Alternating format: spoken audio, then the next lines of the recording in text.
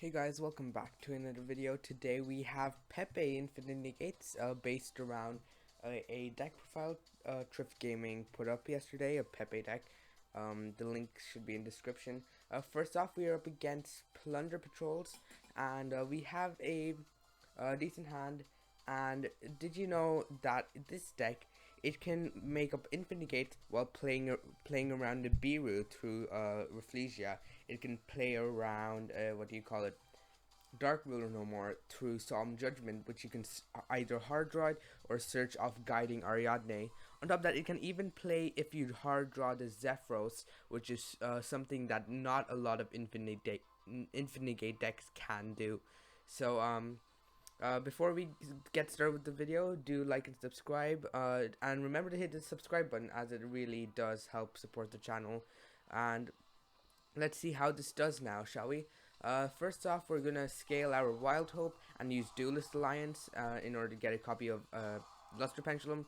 Luster Pendulum will pop our Wild Hope, get a search for Abyss Actor, Curtain Raiser, and Luster will search a copy of Wild Hope. And what Wild Hope does is, if it's destroyed, you can search an Abyss Actor card, which is very, very important, because Curtain Raiser is one of our main keys to getting a Rafflesia turn 1.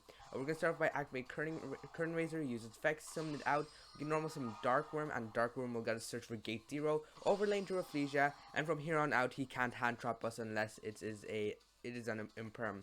So we're going to Pendulum Summon everything, and we're going to go and discard like 4 Strix, as we can just Pendulum Summon Zephyros The Elite, which is very, very good. And by the way, our only real normal summons we have in this deck are the normal summons that we need to go into Rafflesia after using card like Darkworm or Curtain Raiser. So very difficult for most decks to play around this, and we didn't necessarily get the Judgment part of the deck this time, but we're just gonna go through the steps. We're gonna go ahead, summon some more stuff. Since we've made Infinity, we don't really need the Rafflesia anymore, so we can be happy with linking that off into an IP Masquerena. We're gonna activate Unit Carrier, equipping a Thunderbird during the end phase to Morgul trigger, summoning out Apex Avian, and pass. In case you don't know how Infinite Gates work, basically what it does, as long as you're able to get Mist Valley, Apex Avian, and Thunderbird on the field, you're pretty much good. All you have to do is, as soon as your opponent activates the card, activate Apex Avian as Chainlink 2 and IP Masquerade as Chainlink 3. Because now, what Apex Avian does is you can bounce a Mist Valley card to negate an activation of a card, and what Thunderbird does is, if it's bounced, you can summon it out. So you can loop these two infinitely, because neither of them once per turn. Your opponent activates a card, bounce Thunderbird, summon it out.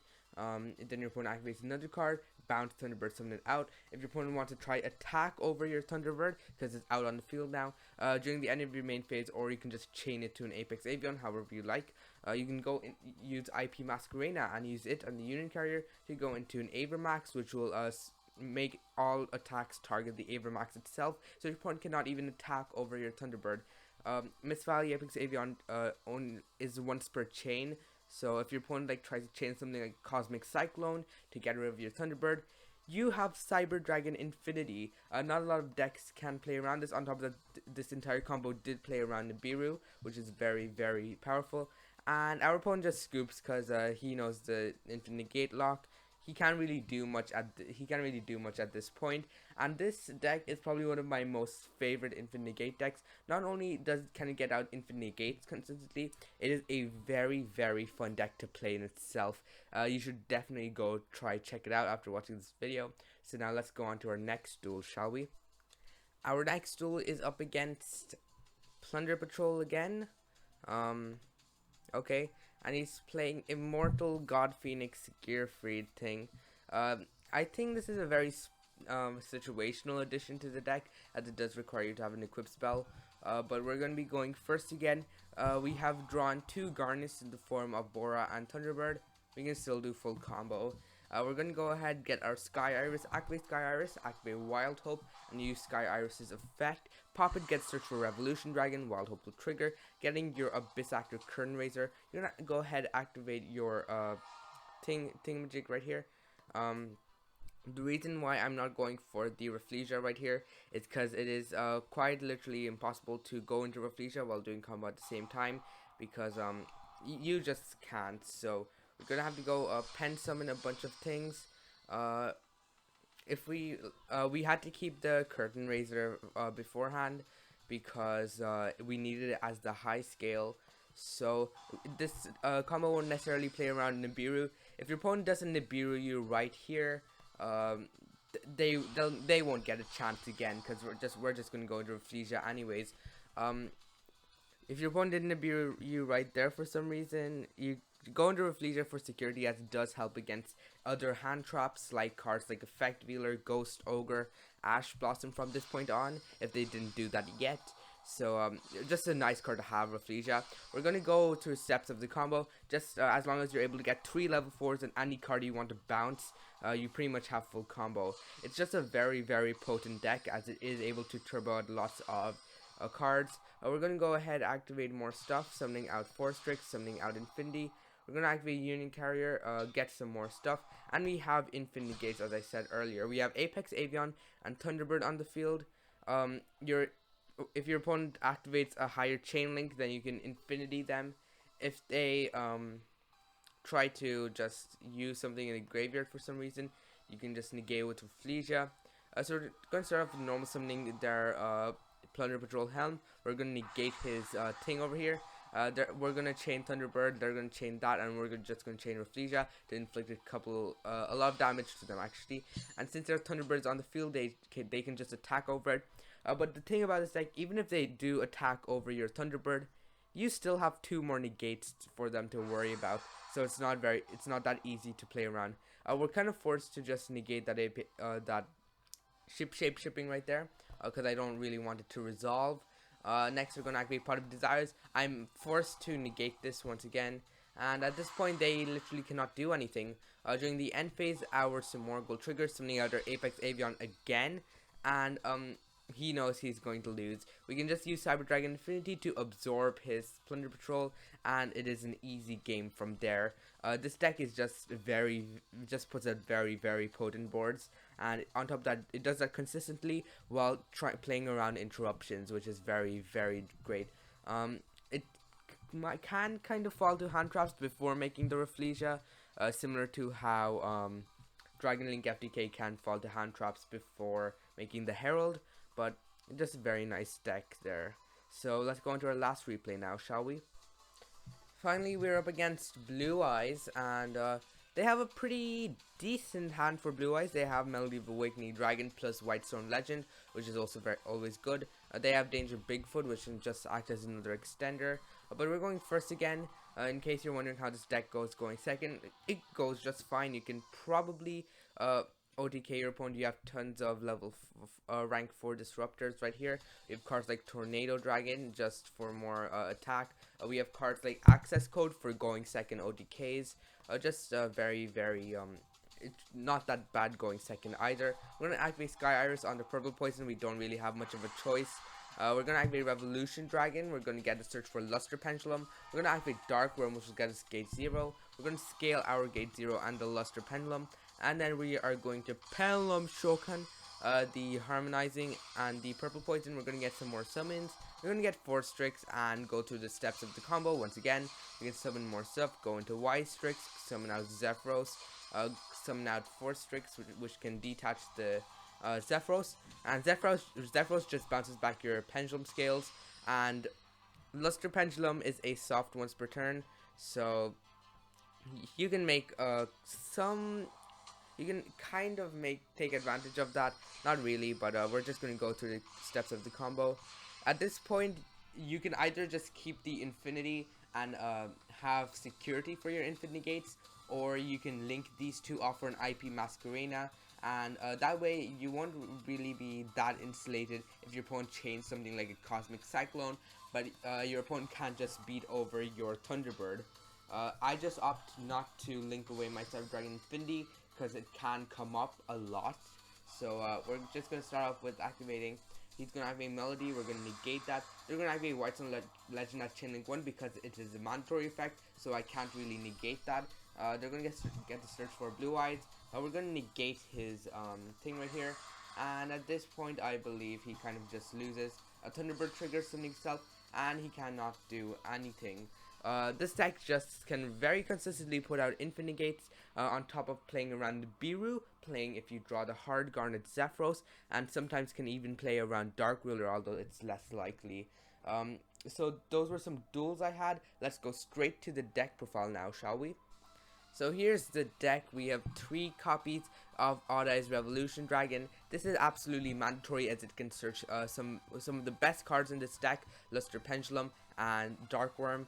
Just a very, very strong card. On top of that, it's searchable off your Sky Iris Terraforming, which is another plus point of the Odd Eyes Revolution Dragon.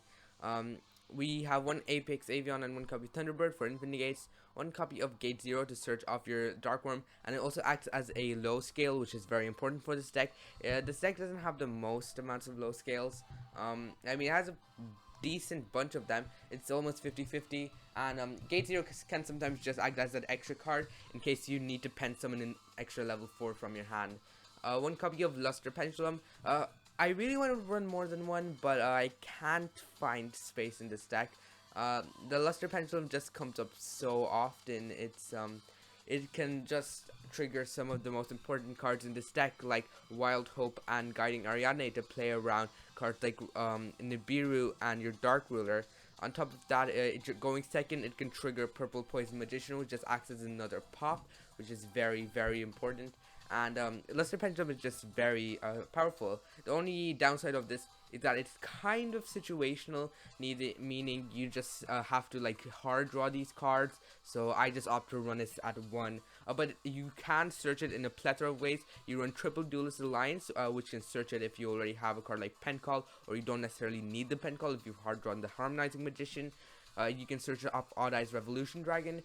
You can search it off your Sky Iris Terraforming, because that can search Odd Eyes Revolution Dragon. This has a lot more ways to search Luster Pendulum than Dark Worm, so it's just nice to have at 1. You don't want to have too many copies of it in your hand. 2 copies of Bore the Spear. The 2 copies do come up often, as it can be the factor that helps you make IP over not making IP, which is very important. 3 copies of Guiding Ariadne. Just to search your Solemn Judgment. It's fine if you draw the Solemn Judgment, because you were going to get Solemn Judgment in your hand anyways. That's the main reason why we do run the Ariadne. 3 copies of Wild Hope to search your Abyss Actor Curtain Raiser. 1 copy of Zephyros The Elite. This deck can do full combo even after drawing Zephyros, which is actually kind of insane. And Zephyros, it's kind of a hard to garnet, but 1 copy, you don't really want to run it, but it is essential for the combo. 1 copy of Celestial Magician. You're mainly going to use this as a high scale, because Pen Call plus Dark Worm is just full combo by itself, not playing around Nibiru or anything on those lines. Celestial Magician, we usually just use it as a high scale. Sometimes you can just normal summon it and use its effect to get a Pendulum monster as a follow-up during your next turn. Doesn't come up that often, but you do get the trigger for it sometimes. So Performance Pulse Celestial Magician is great as a one-off. 2 copies of Purple Poison Magician. The main reason why we run 2 is for our Luster Pendulum, just to pop it, search 1, and then your Purple Poison will trigger, popping another card, which is just very, very potent. And 2 copies of Purple Poison Magician is justified. 1 copy of Curtain Raiser. This is kind of another Garnet in terms of Wild Hope, but it just acts as another level 4 extender, which can help us get to Rafflesia. And it's searchable off Wild Hope, and Wild Hope just gives us another plus.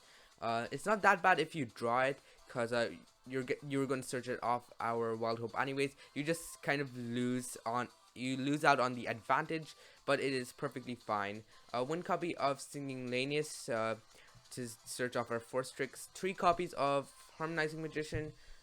You do kind of want to hard draw this in case your Pen Call just does get ashed of some sort. So hard drawing Harmonizing is sometimes very important. Just a very, very strong card in this deck.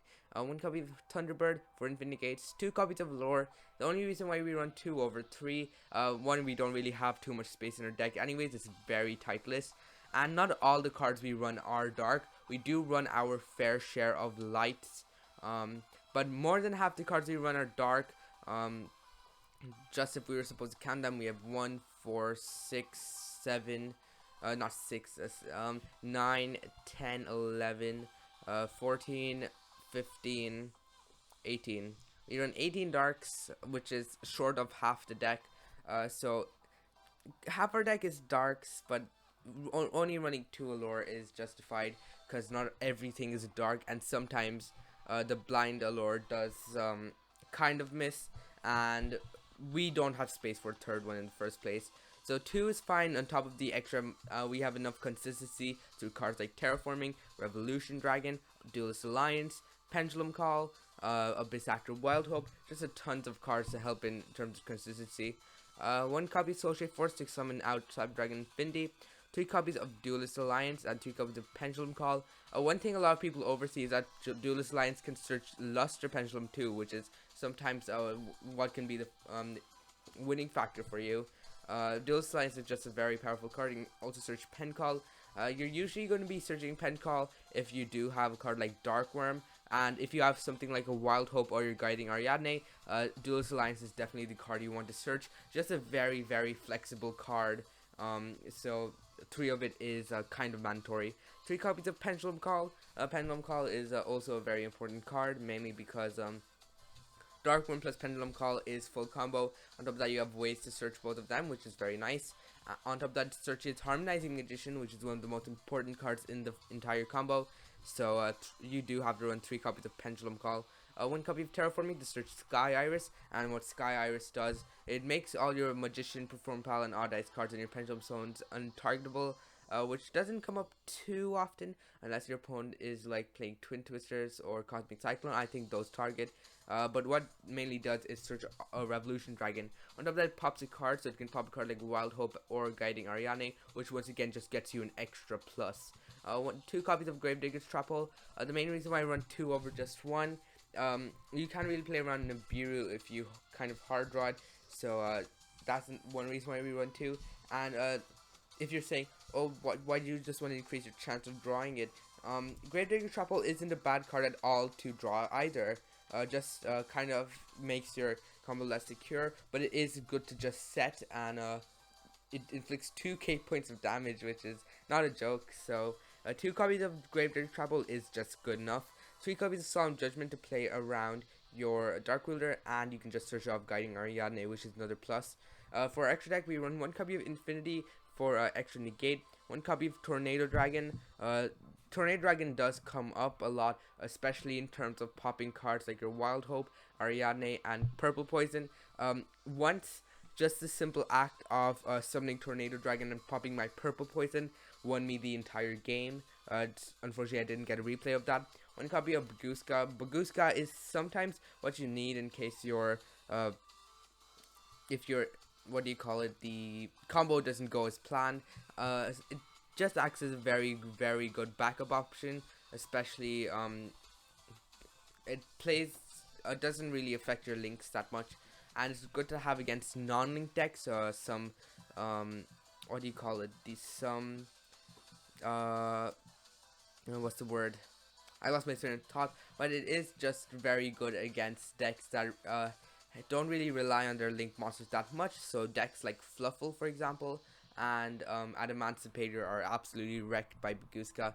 1 copy of Abyss Dweller. Abyss Dweller, sometimes if you have the spare level 4s, you can make Abyss Dweller over your IP if you know your opponent doesn't really play a deck that has the most heaviest, doesn't really have the heaviest speed sticks.